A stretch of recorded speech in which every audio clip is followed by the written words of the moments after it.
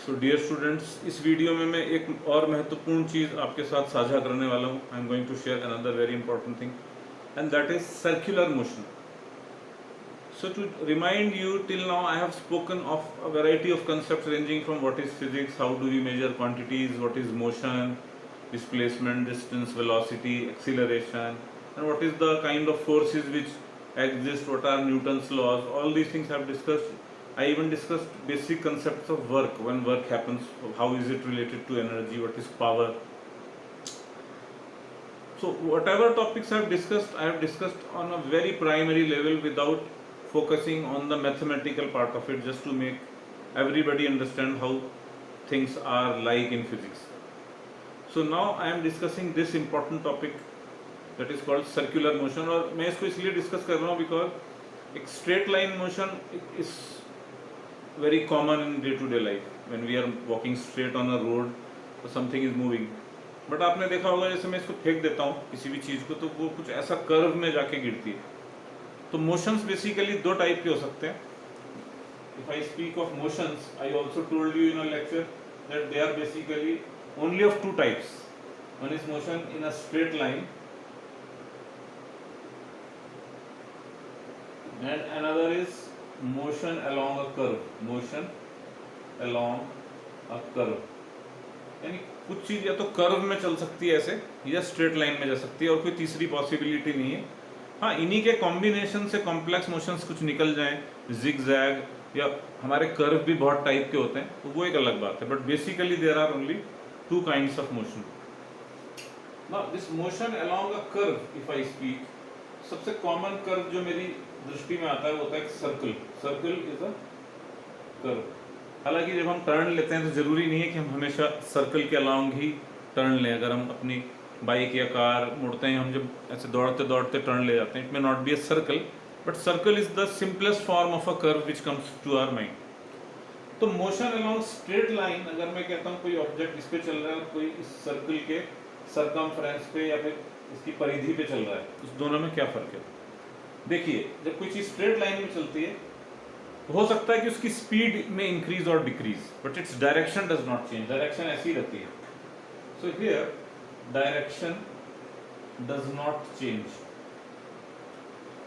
और मैं आपको एक खास कारण से बता रहा हूँ. और यहाँ पर अगर आप देखेंगे, क्षण क्षण डायरेक्शन बदल रही है. Each moment. अभी ये ऐसे जा रहा है, थोड़ी देर में देखोगे तो ये कहीं ऐसे जा रहा होता है, यहाँ पे देखोगे तो ये ऐसे जा रहा होता है. मतलब इसकी टेंडेंसी ऐसे होती थी, मगर ये ऐसे घूमता चला जा रहा है. अब अगर आप किसी मोमेंट पे, जैसे आप झूले को देख रहे हो, तो आपका झूला चल रहा है, यहाँ पे देखते हो तो आपको लगता है ऐसे जा रहा है, फिर यहाँ पे आ गया तो आपको लगता है ऐसे जा रहा है, यहाँ पे आ गया तो ऐसे जा रहा है, यहाँ ऐसे. तो ये हमेशा इसका डायरेक्शन ऑफ मोशन, आप फील करिए इसको. The direction of motion goes on changing always. तो जब कोई चीज कर्व में चल रही होती है तो इसका डायरेक्शन ऑफ मोशन, डायरेक्शन, मैं दिशा की बात कर रहा हूं, ध्यान दीजिएगा. Direction of motion is continuously changing. अब मैंने आपको ये बात क्यों बताई? देखिए, मैं कहता हूं कि वेलोसिटी एक क्वांटिटी बताई थी मैंने, विच इज वेक्टर. मैंने वेक्टर्स के बारे में बात की थी. इन क्वांटिटी की एक सेंस ऑफ डायरेक्शन होती है. तो अगर मैं कहता हूँ कोई चीज़ 5 मीटर्स पर सेकंड से इस डायरेक्शन में मूव कर रही है और 5 मीटर पर सेकंड से इस डायरेक्शन में मूव कर रही है, तो दोनों की स्पीड सेम है बट वेलोसिटी अलग है. तो अगर डायरेक्शन चेंज नहीं होती है तो मेरी स्पीड कम या ज़्यादा हो सकती है, बट डायरेक्शन फिक्स है. यहाँ पर अगर कोई चीज कर्व पे चल रही है तो इसका उल्टा मामला हो सकता है इसकी स्पीड फिक्स हो, मगर इसकी डायरेक्शन हमेशा कंटिन्यूअसली चेंज होती जाएगी. अब आप एक बात पे बहुत ध्यान दीजिएगा, that to change direction I must continuously exert force. You will be surprised. If I want to change the direction of something, then there should be a continuous force on that. तो Newton's first law हमारा क्या कहता था, थोड़ा सा अगर हम revise करें, कहता था कोई भी ऑब्जेक्ट एक स्ट्रेट लाइन में चलता रहेगा without changing its velocity unless there is an external force. जब तक उस पर कोई बाहर से फोर्स नहीं लगती. तो कोई पार्टिकल अगर इस लाइन पे चला जा रहा है तो इसको चलाने के लिए कोई फोर्स नहीं लगेगी. बट कोई चीज अगर कर्व पे चल रही सर्कल पे, so a constant force is needed. A constant force is needed. आप सोचेंगे ऐसा क्यों है कि कांस्टेंट फोर्स चाहिए? उसका एक रीजन है. देखिए, अगर ये इस डायरेक्शन में जा रही है और यहाँ पे बाद में थोड़ी सी देर में इस डायरेक्शन में जा रही है, तो कुछ है जिसकी वेलोसिटी को प्रेस कर रहा है ऑल द टाइम। इसको मैं, ये जो एक मेरी वेलोसिटी थी, मैं इसको जो प्रेस करूंगा तो ऐसे हो जाएगी, फिर मैं इसको प्रेस करूंगा, थोड़ा सा इसको दबाते जाए हम तो ऐसे हो जाएगी, फिर इसको और दबा दें तो ऐसे हो जाएगी। इसका मतलब किसी चीज को एक आर्क में चलाने के लिए हमेशा अंदर को दबाने वाली एक फोर्स चाहिए। क्या बोल रहा हूँ मैं, ध्यान से सुनिएगा। ये चीज ऐसे जा रही है, अगर मैं इसको छोड़ दूंगा ऐसे चली जाएगी। इसको मुझे क्या करना है, अगर मैं थोड़ा प्रेस कर दूं तो स्लाइटली ऐसे हो जाएगी, फिर ऐसे जाने की टेंडेंसी, फिर से मैं इसको थोड़ा प्रेस कर दूं तो वो कहीं ऐसे हो जाएगी। तो कंटिन्यूअसली आप इसको देखिएगा, शायद यहाँ पे लाइट शाइन कर रही है, तो this is I am writing motion along a curve, straight line, circle draw किया है। So I am speaking also what I am writing है। कर्व पे चलाने के लिए एक कांस्टेंट फोर्स चाहिए। अब देखिए आप फोर्स क्या क्रिएट करती है, एक एक्सीलरेटेड एक्सीलरेशन। आपको मैंने बताया था force is equal to mass into acceleration, जो मेरा लोगो है, जो मैंने कहा था आपको सबसे फंडामेंटल लॉ है। किसी चीज पर अगर फोर्स लग रही है अनबैलेंस्ड, उसमें क्या आ जाएगा, उसमें आ जाएगा एक accelerated acceleration. So that means motion along a curve is always an accelerated motion. I am twice repeating it. Motion along a curve is always an accelerated motion.